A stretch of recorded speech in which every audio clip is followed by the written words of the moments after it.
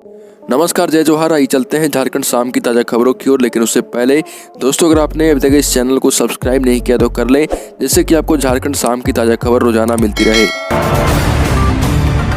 पहली बड़ी खबर, गढ़वा में छात्रा को गोली मारने वाला युवक 24 घंटे बाद ट्रेन के आगे कूदकर दी जान।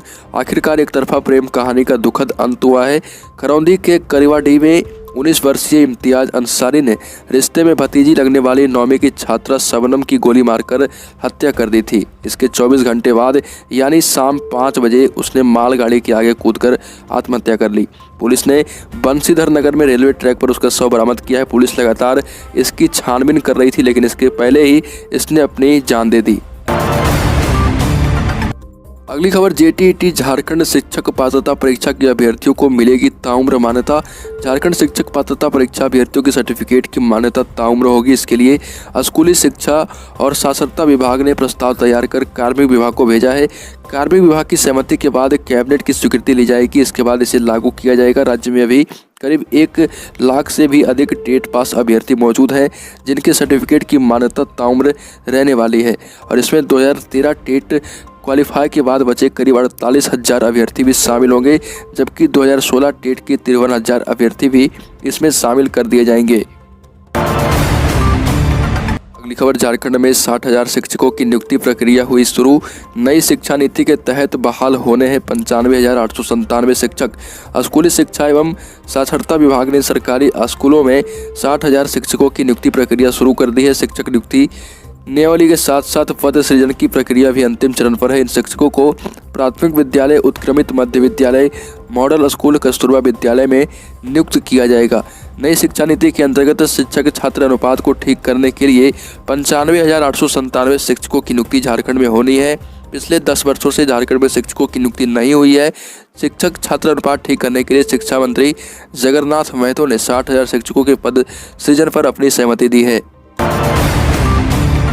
अगली खबर, यूपीएससी की तैयारी को लेकर सेमिनार होगा रांची में। यूपीएससी परीक्षा की अपनी demand, focus, time management, writing skill और हार्ड वर्क करने वाले स्टूडेंट्स के लिए सेमिनार होने जा रहा। भारतीय प्रशासनिक सेवा के अधिकारी राजीव रंजन ने कहा कि यूपीएससी परीक्षा की तैयारी को लेकर अधिकतर अभ्यर्थियों में भ्रम की स्थिति बनी रहती है और शायद इसलिए परीक्षा काफ़ी कठिन लगती है। यूपीएससी की परीक्षा का एक अपना डिमांड है, जो इसे समझ लेता है उसके सफल होने की गुंजाइश बहुत अधिक हो जाती है। और इसको लेकर मोराबादी कैंपस स्थित आर्यभट्ट ऑडिटोरियम में सेमिनार होने जा रहा है। इसमें बिहार के टॉपर शुभम कुमार भी शामिल होंगे। अगली खबर, झारखंड में आ रहा सऊदी अरब का साइक्लोन, भारी बारिश का खतरा जताया गया है। आपको बता दें कि बंगाल की खाड़ी में बना लो प्रेशर अब धीरे धीरे ताकतवर होता जा रहा। 1 दिसंबर को इसके डिप्रेशन में बदलने की पूरी संभावना थी और ये बदल चुका है। इसके 24 घंटे बाद डिप्रेशन के साइक्लोन का रूप लेने के संकेत मिल रहे। साइक्लोन 4 दिसंबर तक उड़ीसा और आंध्र प्रदेश के तटीय इलाके में पहुंचेगा और इससे इन राज्यों में भारी बारिश की संभावना भी जताई जा रही है। साइक्लोन के बादल धनबाद होकर ही गुजरेंगे, ऐसे में यहाँ भी बारिश होगी। 3 से 6 दिसंबर के दौरान धनबाद में मौसम का मिजाज बहुत ही ज़्यादा बदल जाएगा। साइक्लोन का प्रभाव 4 और 5 दिसंबर को पश्चिमी झारखंड में देखने को मिलेगा।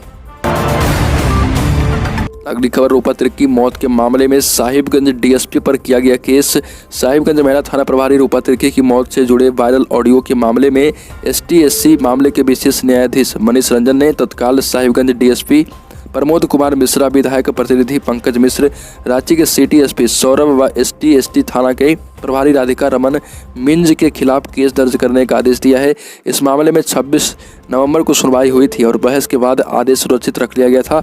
न्यायाधीश ने कहा कि सीआरपीसी के तहत प्राथमिकी दर्ज की जाए। ऑडियो वायरल होने के बाद एसटी-एससी थाना में केस दर्ज नहीं करने पर रूपा तिर्की की मां पद्मावती उरांव ने इस संबंध में कोर्ट कंप्लेन किया था। अगली खबर, पेमेंट नहीं तो बिजली होगी गुल। राज्य पर 2160 करोड़ रुपए का बकाया हो चुका है। डीवीसी ने शुरू की 50% तक बिजली कटौती। धनबाद शहर में 4.5 घंटे का रहेगा बिजली कटौती। दामोदर घाटी निगम डीवीसी ने झारखंड बिजली वितरण निगम द्वारा 2160 करोड़ रुपए के बकाये का भुगतान नहीं करने पर अपनी आपूर्ति वाले धनबाद समेत 7 जिलों में 50% बिजली कटौती शुरू कर दी है। शहरों में औसतन 4 घंटे तो उद्योगों में करीब 7 घंटे तक बिजली कट सकता है और इससे इन 7 जिलों धनबाद, बोकारो, गिरिडीह, रामगढ़, कोडरमा, चतरा और हजारीबाग में बिजली की भारी किल्लत हो गई है। ग्रामीण क्षेत्रों की हालत तो और भी खराब कर दी गई। खबर झारखंड लोक सेवा आयोग की 7वीं 10वीं जेपीएससी परीक्षा पर घमासान जारी है। बीजेपी और कांग्रेस के बीच इस मुद्दे पर जुबानी जंग हुआ। बीजेपी के प्रवक्ता ने इस मुद्दे पर पहले बीजेपी के प्रवक्ता प्रतुल सहदेव ने पूछा कि क्या कांग्रेस बेरहमी से पिटाई की गई छात्रों के खिलाफ है? क्या कांग्रेस जेपीएससी के अध्यक्ष के बचाव में है? क्या कांग्रेस भ्रष्टाचार का बढ़ावा देने में लगी है? जवाब देने कांग्रेस के प्रदेश अध्यक्ष राजेश ठाकुर खुद आए। उन्होंने कहा कि छात्रों के साथ भी अन्याय ना हो, कांग्रेस इस बात का पूरा ध्यान रखे। और उन्होंने कहा कि बीजेपी के विधायक खुद जेपीएससी के अध्यक्ष से मिल रहे और उनके सवालों का जवाब दिया जा रहा।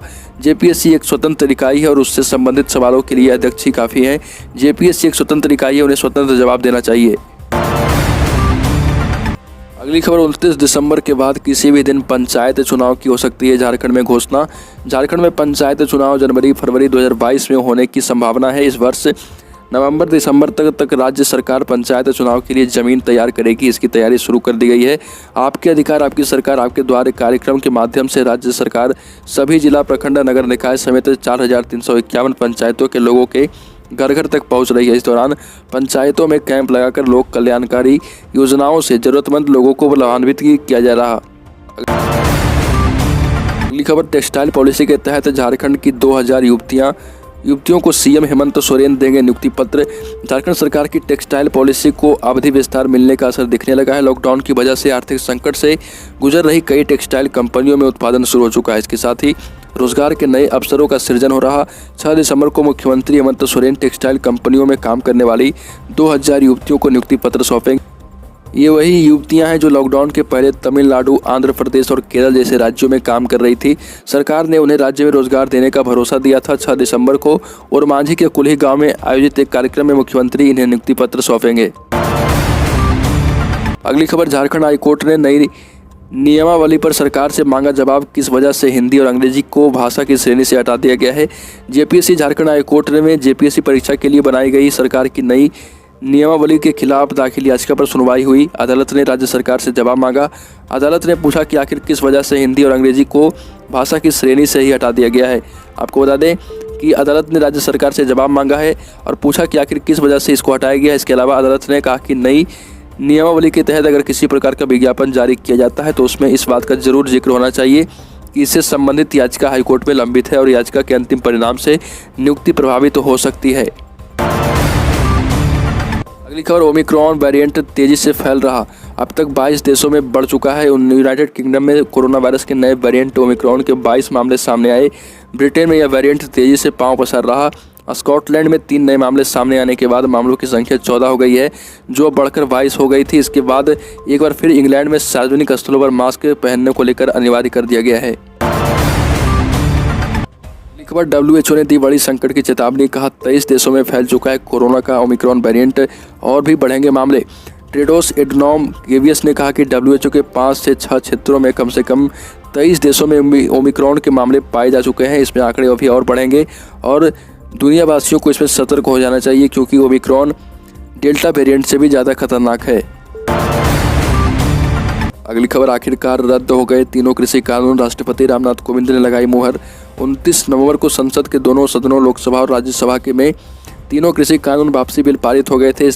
इन बिलों के विरोध में 1 साल से राजधानी दिल्ली की सीमाओं पर किसानों ने डेरा डाल रखा था। कृषि कानून वापसी बिल पर राष्ट्रपति रामनाथ कोविंद ने अपनी अंतिम मुहर लगा दी है। इसी के साथ ही तीनों कृषि कानून अब औपचारिक रूप से निरस्त हो गए। इससे पहले शीतकालीन सत्र के पहले ही दिन यानी 29 नवंबर को संसद के दोनों सदनों लोकसभा और राज्यसभा में तीनों कृषि कानून वापसी बिल पारित हो गए थे। खबर झारखंड में जवाड़ चक्रवात की आशंका, 3 से 6 दिसंबर तक बादल बारिश के आसार। 3 से 6 दिसंबर तक रांची सहित पूरे झारखंड में बादल छाए रहेंगे, बारिश भी होगी। भारतीय मौसम विज्ञान केंद्र रांची के वैज्ञानिक अभिषेक आनंद ने बताया कि आंध्र के तट पर जवाड़ चक्रवात 3 दिसंबर को टकराएगा, जिसका असर झारखंड में भी होगा। इस वजह से पूरे झारखंड में बादल छाए रहेंगे। 3 को दक्षिणी और मध्य हिस्से में कहीं कहीं हल्की व मध्यम दर्जे की बारिश होगी। साथ ही 4 और 5 दिसंबर को दक्षिण, उत्तर पूर्वी व निकटवर्ती मध्य भागों में कुछ स्थानों पर बारिश की संभावना है। 6 दिसंबर को भी झारखंड के कुछ स्थानों पर बारिश हो सकती है। अगली खबर, भारत में पहुंचा ओमिक्रॉन वायरस। मुंबई में इंटरनेशनल फ्लाइट से लौटने वाले 3 लोग हुए पॉजिटिव। 5 ओमिक्रॉन संदिग्ध मामले सामने आए हैं। देश में इंटरनेशनल फ्लाइट से लौटने वालों का RT-PCR टेस्ट करने की गाइडलाइंस लागू होने के बाद मुंबई में 3 पैसेंजर्स ओमिक्रॉन पॉजिटिव मिले हैं। ये पैसेंजर्स मॉरिशस और लंदन से लौटे थे। इसके अलावा आइसोलेट किए गए विदेशी यात्री की कोरोना टेस्ट रिपोर्ट भी पॉजिटिव आई है। इन 4 नए मामलों के साथ ही अब मुंबई में नए कोरोना वेरिएंट ओमिक्रॉन के संदिग्ध केस की संख्या 5 हो गई। इन चारों के सैंपल भी जीनोम सीक्वेंसिंग के लिए भेज दिया गया है। अगली खबर, इंटरनेशनल फ्लाइट से 15 दिसंबर से शुरू नहीं होगी ओमिक्रॉन वेरिएंट के कारण बढ़ाया बैन। पीएम मोदी ने दिए थे समीक्षा करने के निर्देश। कोविड-19 वायरस के नए वेरिएंट ओमिक्रॉन के खतरे को देखते हुए 15 दिसंबर से इंटरनेशनल फ्लाइट शुरू करने के फैसले को टाल दिया गया है। एविएशन रेगुलर डीजीसीए ने कहा कि फिलहाल 15 दिसंबर से इंटरनेशनल फ्लाइट चालू नहीं होगी। अगली तारीख जल्द ही जारी की जाएगी। तो दोस्तों, झारखंड की शाम की ताज़ा खबरों में अभी के लिए इतना ही। अगर आपने अभी तक इस चैनल को सब्सक्राइब नहीं किया तो कर लें, जैसे कि आपको झारखंड शाम की ताज़ा खबर रोजाना मिलती रहे।